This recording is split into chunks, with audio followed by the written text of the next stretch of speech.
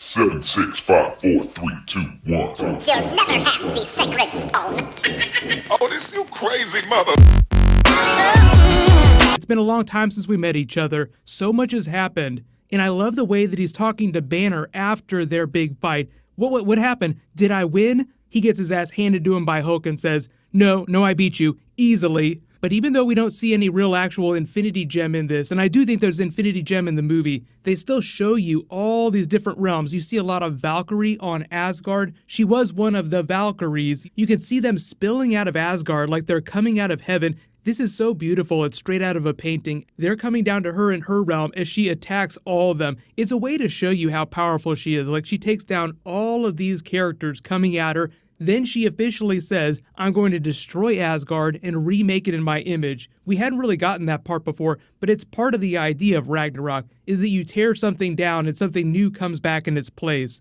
But all this crazy cityscape you're seeing, this is all from Sakaar. And like we said in previous trailers, it's basically a junk planet at the end of the universe. So it's sort of at the end of all these different spaceways where the universe's trash gets dumped. So if you remember during Guardians of the Galaxy, when they're pinballing all over the universe trying to get to Ego, the living planet, you have to imagine that it's sort of like a maze, and at the end of that maze is Sakaar, where just all the shit that gets passed through those gateways ends up getting dumped eventually. Like the river of trash ends here, which is why everything looks so cobbled together and colorful, which I think is to the benefit of the movie.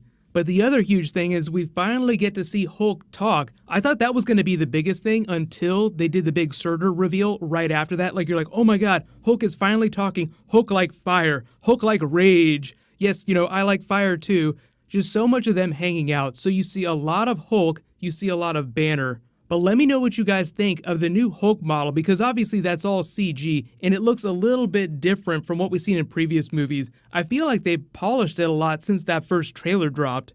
You see a little bit more of Scourge, that's Carl Urban's character. He's something of an antagonist, but he follows Hela, so we'll see if that happens through the entire course of the movie, or if it's one of those situations whereby Hela becomes so terrible, releasing Firelord Surtur on the 9 realms, that he decides to turn against her.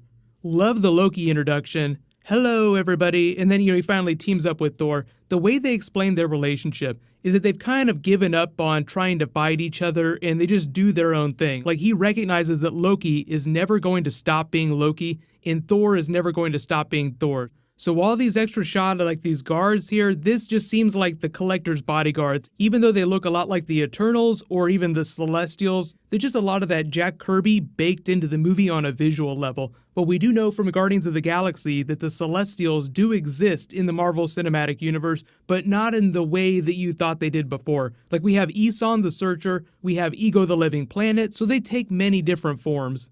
Tessa Thompson still has not said what it is that drives her to go to Sakaar, but it seems like some of these shots where she's in this white Valkyrie armor here with the other Valkyries, that this might be from a flashback, or if she puts it back on. But in any case, it just seems like she's in self-imposed exile on Sakaar, like she's been hiding out, like she's somehow in disgrace while she's off in this part of the universe. Because for a big portion of this film, Thor's going to be without his hammer, which is very much like the unworthy Thor, even though technically that's not what the movie's doing. So that might be a parallel for Valkyrie's character, where she just feels unworthy.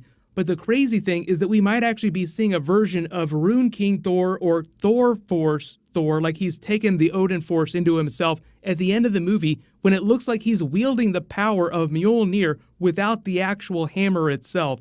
Like, this is him on a power level that we haven't seen before. So at some point in the film, either he's charged up by the Odin Force or a legit Infinity Gem. But it looks like it's straight out of Thor mythology. So whatever power was inside the hammer is now directly inside him. And it just feels like that could be Infinity Gem, but it could be something else. But let me know in the comments, what do you think is up with Thor Force Thor at the end of the movie here when he's going nuts on the Rainbow Bridge without the hammer? And if you didn't know about Firelord Surtur, he exists on a different realm all by himself that's adjacent to Hela's realm. So on the world tree, they're like right down there at the bottom next to each other. But in the grand sense of things, he represents the true Ragnarok. When people say they're going to destroy Asgard and bring about Ragnarok, he's the one with the true power in the comics that actually does that. But what's going to happen is there's a whole bunch more Marvel stuff from the Marvel panel. They said that Captain Marvel, the movie, is going to take place during the 90s. She will fight the Skrulls. They'll be the big villain of the movie. They were talking about their other movies too, so I'll follow up with that in the next couple of videos, especially next week. So there'll be a lot of videos dropping next week for stuff that I had to skip this weekend because there's so much other stuff. But leave all your video requests in the comments below. While you wait for everything, you can click here for a brand new Justice League trailer, and you can click here for the brand new Flash trailer and all the other Comic-Con stuff. Thank you so much for watching. Everybody stay awesome. I'll see you guys tonight.